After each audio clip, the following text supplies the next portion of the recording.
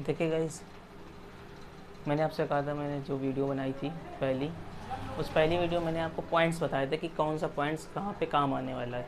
यानी कि मुझे इस चैप्टर, जो मेरा चैप्टर है बहुपद, उस बहुपद में मुझे ये पढ़ना था कि बहुपद होता क्या है, बहुपद के जो पॉइंट्स है, पद है, अचर राशि है, चर राशि है, व्यंजन है, बीजी व्यंजन, बहुत सी इसमें जो डिटेल बेसिक थी। तो मैंने कहा था, मैंने सिर्फ पॉइंट्स पहली वीडियो में लिखा था कि आपको इतने पॉइंट्स समझने हैं। तो उसमें पहला पॉइंट्स मैं समझाने के लिए आया हूँ कि चर राशि और अचर राशि क्या होती है, चर राशि और अचर राशि क्या होती है, प्लस हमारा बहुपद क्या होता है।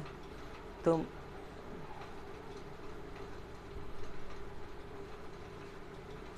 सबसे पहले हम लोग उसमें समझते हैं कि चर राशि और अचर राशि क्या होती है। सबसे पहला पॉइंट तो मैंने लिख दिया है, जैसे कि किसी बहुपद में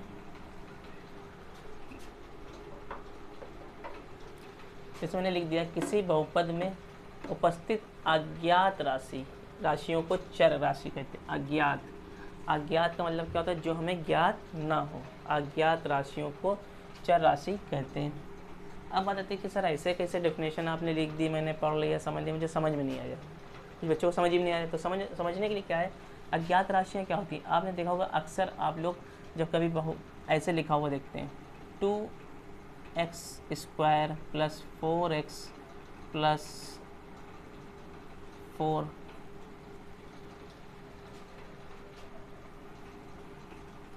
2 लिख लीजिए।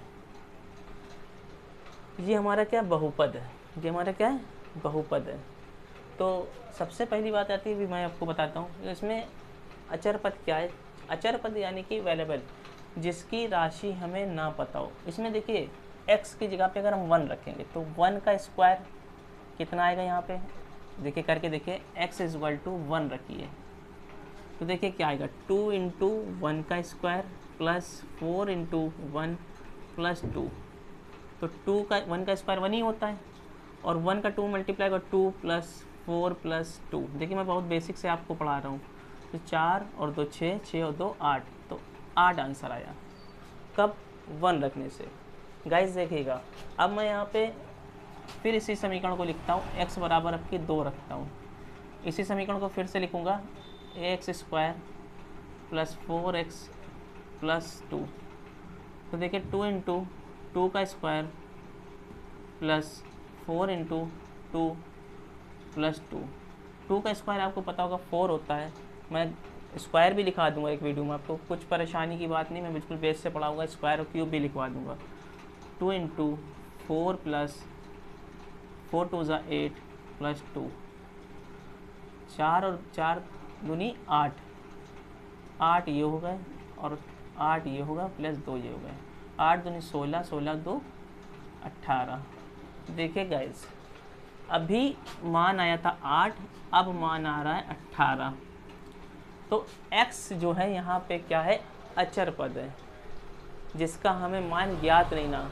1 रखने पे 1 आ रहा है, 2 रखने पे 2 आ रहा है। तो ये होता है किसी बहुपद में उपस्थित अज्ञात राशियों को चर कहते हैं। तो ये अज्ञात राशि, कोई किसी एग्जाम, किसी भी पेपर में आप देखते हैं, किसी भी क्वेश्चन में x = 2 निकलता है, 3 निकलता है, 4 निकलता है, इनफाइनाइट जितने भी नंबर होते हैं, रियल नंबर कोई भी नंबर आ सकता है। तो ये कोई पक्की वैल्यू नहीं होती, ठीक है।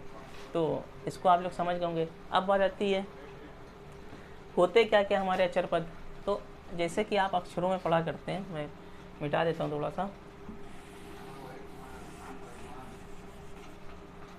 आपको पता है जो हमारे अक्षर होते हैं, अक्षरों में जैसे उसमें x, y, z आदि,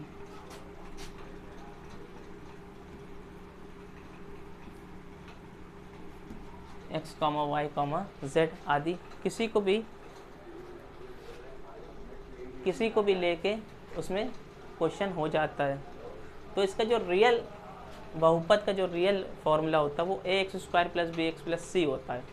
तो अब जहाँ पे x या कोई भी पद हो सकता है, अभी मैं उसको बता दूंगा। ये आप समझ लीजिए, अक्षरों में क्या होता है हमारे पास, यही हमारी वैल्यू आती है, ठीक है। अगर हम बहुपद की बात करें तो बहुपद हमारा ये जो लिखा है, ये बहुपद है। ये क्या है, यही बहुपद है, ये हमारा बहुपद है। अब बात आती है बेटा अचर राशि क्या होते हैं। किसी बहुपद में उपस्थित ज्ञात, वहाँ क्या था अज्ञात, जब किसी में आ का वर्ड लग जाता है तो उसका मतलब होता है, आ का मतलब होता है नहीं, यानी कि इसकी राशि, इसका हमें ज्ञान नहीं है, और ये ज्ञात है यानी कि इसका हमें ज्ञान है। अज्ञात राशि को अचर पद कहते हैं। अब अचर पद क्या होते हैं। अचर पद हमारे देखिए क्या होते हैं, जैसे हम इसी में लिख दें 2 आया और यहाँ पे 4 आया, क्या लिखा था 2x² + 4x + 2, यही तो हमारा बहुपद था गाइस। देखिए यही हमारा बहुपद था। तो इस बहुपद में जो मेरा 4 है 2 है ये है, इसके मान बदल सकते हैं। 2 है तो 2 रहेगा, 3 है तो 3 रहेगा। मान लीजिए आपसे हम कहें जाइए 2 कोल्ड ड्रिंक ले आइए, तो आप 2 कोल्ड ड्रिंक लेने जाएंगे तो आप 2 ही तो लाएंगे, 2 की 3। अब ये मतलब नहीं है कि आप किसी शॉप पे जाएं तो वहाँ का 2 नहीं थी हम 1 लिया है, या 1 नहीं थी 2 नहीं, उसका मतलब नहीं ना। जितनी क्वांटिटी जितनी बताइएगा उतनी क्वांटिटी लाएंगे। तो वो क्वांटिटी निर्भर करती है इस पर, यानी कि इसका मान चेंज नहीं होता, नो चेंज, इसका मान चेंज नहीं हो सकता। जिसका मान चेंज नहीं हो सकता, जो ज्ञात है वो ज्ञात है। जैसे एग्जाम्पल के तौर पे इसमें हमारे लिए क्या एग्जाम्पल क्या हमने लिखवाया था XYZ, यहाँ पे क्या होता है A B C D आदि आपको मिलेंगे, ये सब जो चीज़ें मिलेंगी वो आपको अचर पद मिलेंगी। और इसमें जो मान होता है वो जैसे 2 है 3 है कॉमा कॉमा पाई है, ये सब क्या है हमारी, ये सब हमारी अचर पद है। क्या है हमारे अचर पद है।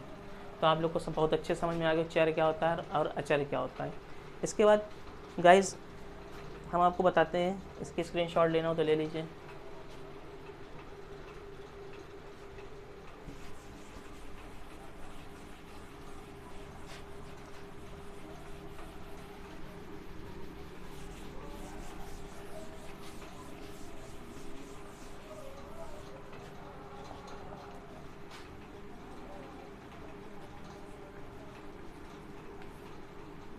बहुपद क्या होता है। तो बहुपद का जो रियल समीकरण होता है, रियल यानी कि जो इसका समीकरण जिससे बनता है वो होता है ax² bx + c। ये हमारा बहुपद का समीकरण, ये हमारा बहुपद होता है। इस बहुपद में अचर पद मैंने बताया, चर पद ये होते हैं xy। इसी को कुछ किताबों में ऐसे भी लिख सकते हैं ay² + by + c, किसी भी तरह से लिखा जा सकता है। तो जो हमारी स्क्वायर और 1 घात वाली जो है वो क्या है हमारा, वो हमारा जो है चर है, यानी कि उसकी मान बदले जा सकते हैं। और जो a b c दिया है इसके मान बदले नहीं जा सकते, ये चर है, इसी को कहते हैं बहुपद। तो बहुपद बना कहाँ से, बहुपद जो बना है वो आपका बना है बीजी व्यंजक से।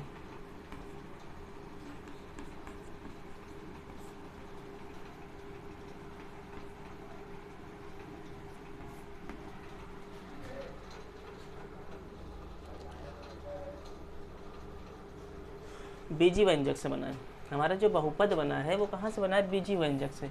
बीजी व्यंजक होता क्या, आपने पीछे कक्षा में 6, 7, 8 में पढ़ा होगा बीजी व्यंजक, लेकिन आप भूल गए होंगे या आपको याद नहीं।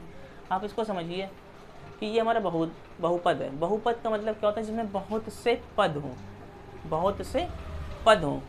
तो देखिए इसमें 3 पद हैं, 1 2 3, यानी कि प्लस या माइनस, प्लस या माइनस, यानी कि जोड़ का जो साइन होता है, जोड़ के लिखा हो, जोड़ कर लिखा हो या घटाकर